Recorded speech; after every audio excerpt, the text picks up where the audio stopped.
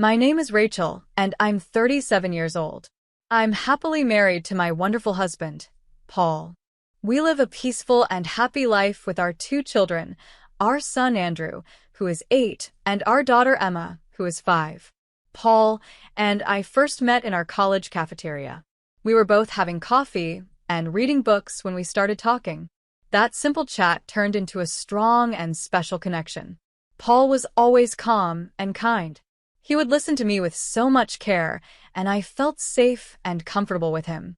Over time, we became close friends, and I realized I couldn't imagine my life without him. One day, under some beautiful blooming trees, Paul shyly gave me a ring and said, "I want to be with you forever." His words were so honest and sweet. I nodded yes with tears in my eyes. Since the day we got married, we've shared true happiness together. When our son Andrew was born, Paul cried with joy and softly said, "He's our treasure." Andrew is full of energy and loves being outside. We go on family picnics every weekend, and watching him run around makes me feel so happy and proud. A little while later, Emma was born. She was fragile and had a health condition from birth. At first, we were very worried, but Paul and I worked together and promised to support her through every challenge. Andrew, her big brother, loves her so much. He always says, "I will protect Emma." Seeing their love for each other brings me so much joy. There's one more person who means a lot to me, my grandmother, Kathleen. She is full of kindness and grace, and I've admired her since I was a little girl. My mother, Emily, divorced my father when I was young. When I was still very young, my mom got divorced and quickly married a man named Brian. They had a daughter together, my half-sister Betty.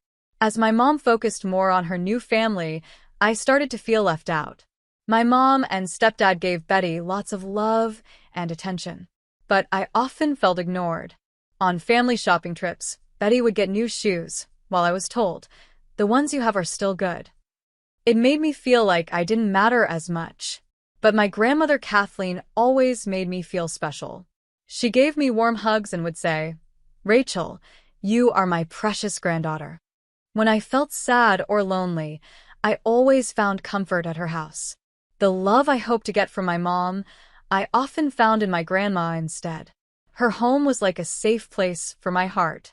Even during big life moments like my wedding and when I had my children, my mom, stepdad, and Betty didn't show much interest. It felt like they came to my wedding just because they had to, not because they wanted to celebrate with me. My mom didn't say anything about my dress or the plans I made, which left me feeling invisible on what should have been a happy day. When my son Andrew was born, my mom still seemed to care more about Betty. She brought Betty to the hospital right after I gave birth, but didn't show much excitement about meeting her new grandson. Betty asked about the baby, but she didn't seem truly interested, just curious, like it didn't really matter to her. I wanted so badly for my mom to see my child with love and pride, but her attention stayed on Betty. I felt lonely and left out, even around my own family. It was like my mom, Brian, and Betty were their own little group, and I didn't belong in it, no matter how much I loved and supported them. It took me a long time to accept this. I thought about it over and over again, trying to make sense of it, but I never really could. In time, I started to step back and look at my family from a different point of view. But through all of this, my grandmother Kathleen stayed by my side. She was truly happy for me. When I told my grandmother Kathleen that I was getting married, she cried happy tears and said, "Congratulations, you made a wonderful choice." Her words touched my heart so deeply, I almost cried too. I could feel how much she truly wanted me to be happy, and her kindness stayed with me. When I introduced Paul to her for the first time, she welcomed him with warmth. She noticed he was a little nervous, so she held his hand and gently said, "Please take good care of Rachel. I'm counting on you." Paul smiled shyly and thanked her with real feeling. In that moment, I could feel how much she loved me and how much trust she was placing in Paul. When Andrew and Emma were born, her joy was beyond anything I expected. She loved them deeply. When Andrew took his first steps, Kathleen cried happy tears and cheered, "Look, he can walk now." Whenever Emma smiled, Kathleen was amazed. She would often say, Emma is starting to look like her mama. To my kids, she wasn't just a great grandmother. She was a constant source of love and comfort. Kathleen loved Wellington, and her house was full of bright Wellington paintings and decorations, making every room feel peaceful and warm. After my grandfather passed away, she chose to live on her own, holding on to their memories. She used the money he left her to buy a small house in Wellington, a special place full of their shared memories. The cottage sat right by the beach, calm and beautiful. After I got married, I often took my family there to visit Kathleen. She loved to cook, and her lemon pie was the best I've ever tasted. Some of my favorite memories are of us standing together in the kitchen, surrounded by the sweet smell of sugar and butter. Paul loved the peaceful feeling there too. He would smile and say, "This place feels like heaven." Andrew would run happily along the beach, and Emma loved sitting on Kathleen's lap, listening to her magical stories. Kathleen's love for my family was so clear in everything she did. One day, she told me, "I plan to leave this cottage to you." My heart filled with joy. That house held so many beautiful memories, and I hope to create even more happy moments there with my own children. But those peaceful, happy days began to fade when Kathleen became seriously ill. I gave all my time and energy to taking care of Kathleen, but at the same time, looking after Emma's health was very hard. I didn't know it then, but while I was going through all of this, my mom Emily and my stepdad Brian pretended to care about Kathleen, while secretly planning to take her property for themselves. Losing Kathleen broke my heart. But what shocked me even more was what I learned from her will. Kathleen had left me not only the cottage in Wellington, but also a large amount of money. When I found out, I cried so hard. I felt like I could hear her gentle voice saying, "Rachel, the cottage and everything else is for you and your family." But my mom and stepdad didn't agree. They were angry and said it wasn't fair that I inherited everything. They kept pushing me to give the cottage to Kathleen's brother, Jeffrey. I wanted to say no, but I was completely worn out, both in body and mind, from taking care of Emma and trying to manage her medical bills. I didn't have the strength to fight back. So, against my wishes, I gave in. I handed the keys to Jeffrey and said quietly, "We'll handle the paperwork later, once things calm down." Losing the cottage, a place so full of love and memories, hurt deeply. But I forced myself to focus on Emma. With my husband and kids beside me, I still felt like I had enough happiness in my life. But a few weeks after Kathleen passed, something terrible happened. There had been warnings about a hurricane coming, but no one expected it to be so strong. The storm was much worse than anyone thought. Heavy rain and floods hit our town hard. That day, I stayed home with Emma. She was still very fragile, and I didn't want to risk taking her out in the bad weather. Meanwhile, Paul and Andrew went to a nearby store to buy supplies. Even though the streets were starting to flood, Paul smiled and said, "We'll be back soon," and Andrew added happily, "I'll get snacks Emma likes." They waved goodbye. I had no idea those would be the last words I'd ever hear from them. On their way home, they tried to cross a road that had flooded. Suddenly, a strong wave of water swept their car away. I saw the news and felt like my heart stopped. I didn't want to believe it. I rushed to the police station, begging them to find Paul and Andrew. After hours of waiting and praying, an officer looked at me with sadness and said, "I'm sorry. Paul and Andrew were taken by the floodwaters." My world fell apart. The pain was more than I could bear. I cried like I never had before. Emma was crying too, but I told myself I had to stay strong for her. Even though my heart was breaking, I had to take care of everything, like planning the funeral. I chose the date called Friends and Family and started getting ready to say goodbye to Paul and Andrew. During all of this, I called my mom to tell her what happened. After a short pause, she replied with no emotion, "That's unfortunate." "When is the funeral?" "Next Sunday," I said. "I can't come," she answered. "Why not?" I asked. "I have a trip to Wellington planned. You know Betty lost her job and broke up with her boyfriend, right? Brian and I are taking her on a vacation to cheer her up. It's already booked and hard to cancel now." I was shocked. She was choosing a vacation over the funeral of her son-in-law and grandson. Mom, are you serious? I asked, my voice shaking. Rachel, we can't just change our plans. Betty is looking forward to this trip, she said. Family died.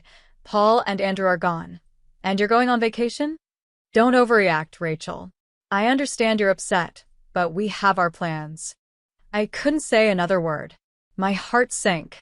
She had chosen a trip for Betty over being there for me at one of the hardest times of my life. I ended the call, feeling completely alone and betrayed. My mom had always favored Betty, but I never thought she could be this cold. On the day of the funeral, I did my best not to cry.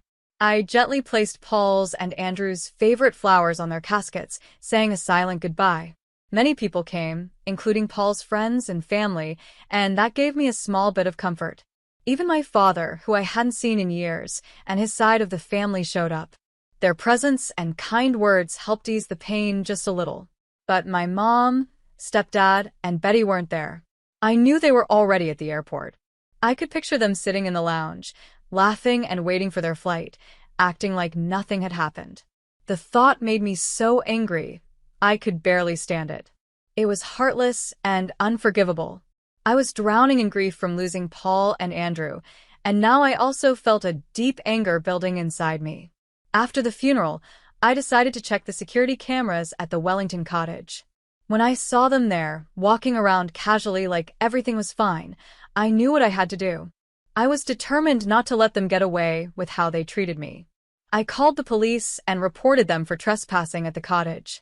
Soon after, they were forced to leave. When the police arrived and asked them to leave, they were completely shocked. They tried to argue, saying the cottage was supposed to belong to my grandmother's brother, Jeffrey. But the officers already knew I was the legal owner, and I hadn't given them permission to stay there.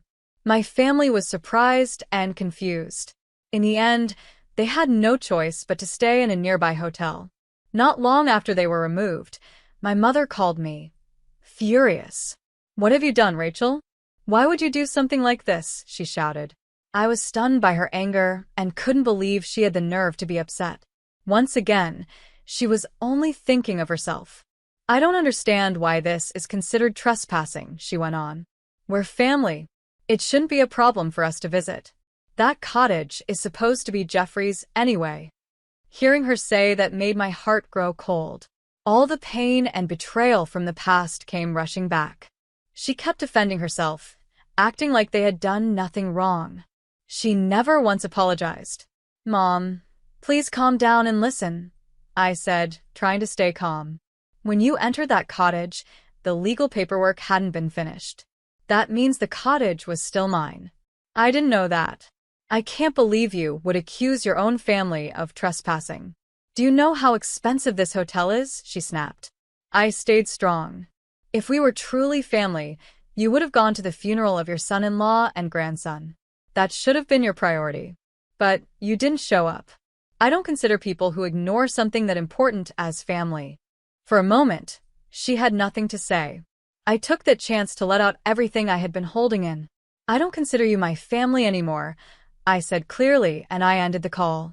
Later, I heard that my mom, stepdad, and Betty ended their vacation early and flew home. They had probably planned to stay at the cottage for a few more days, but now they had to spend money on hotel rooms instead. Honestly, it felt fair. After everything they had done, they finally had to deal with some consequences. Even after returning home, my mother kept blaming me for everything. Despite how she had ignored my pain and acted selfishly, she kept sending me angry messages saying, "You really did something awful by turning on your own family." I chose to ignore her messages. Over time, her words stopped having any effect on me. My heart had completely shut off from them. Paul had always been the main person earning money in our family. He made sure we lived a comfortable life. For years, I had sent money to my parents, especially because my mom often asked for help and my stepdad sometimes demanded it. Deep down, I never felt I had to help them. It just felt like it was expected of me. But after losing Paul and Andrew, and especially after my mom chose not to attend the funeral, my feelings toward her changed completely. Her choice to go on a vacation instead of being there to mourn with us was something I couldn't forgive. I felt deeply betrayed, and my heart turned cold toward her. Because of that, I decided to stop sending them money. The next month, when my mom realized the money wasn't coming anymore, she called me in a panic. Every time the phone rang, I felt uneasy, but I stayed calm. "Why haven't you sent the money?" "What's going on?" she asked. I took a deep breath and answered quietly but firmly, "I'm not sending you any more money." There was a long silence, and then she started yelling. "Why would you do this? You know we depend on your support. How are we supposed to live without it?" Her voice was full of fear and anger, but I knew I was making the right choice. I felt sure of myself, even as she shouted. "I'm done helping," I said. "You didn't even come to the funeral. I don't see any reason to keep supporting people who chose a trip to Wellington over mourning my husband and son." She was furious. "You're so cold. How can you say something so cruel? You have no heart," she shouted. But I didn't feel anything anymore. Her words no longer touched me. "That's fine," I said. "I don't think there's anything more to say." Then I ended the call for the last time. I stood by my decision to cut all ties with them. After that, my mother and stepfather, who had been living off my financial support along with their pensions, had to survive on just their pensions. According to relatives, Betty still hadn't found a new job after being fired and was still living at home. Money was tight. They even had trouble paying for basic things like electricity and water. The family that once went out to eat often was now eating simple, cheap meals. My mother sighed as she picked out discounted groceries, and my stepfather struggled to find a job because of his age.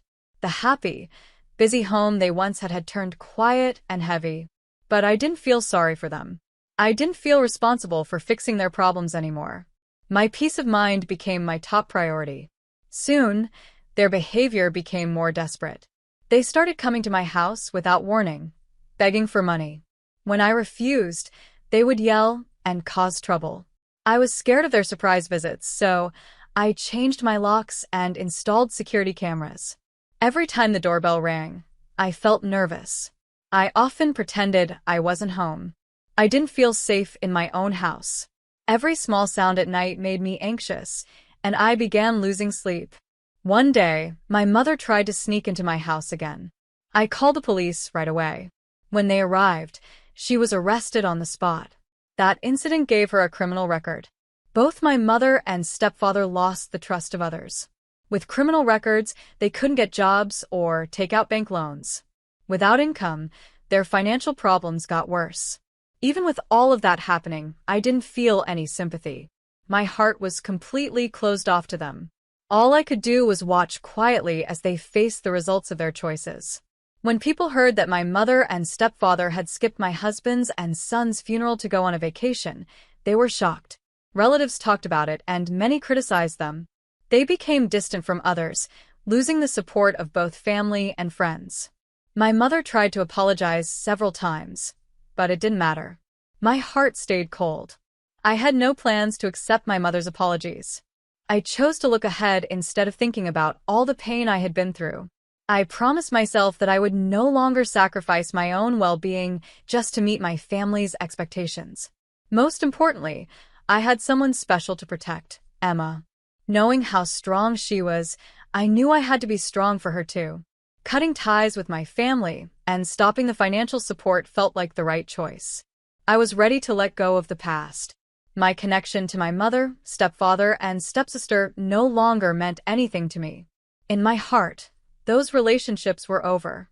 I had given too much for too long, and now it was time to choose myself. From that day forward, I decided to stand on my own. Emma and I moved into the cottage in Wellington. In a room filled with warm sunshine and a peaceful view of the sea, we began a new chapter of our lives. Little by little, Emma began to get stronger. As I cared for her, I also started to find hope again.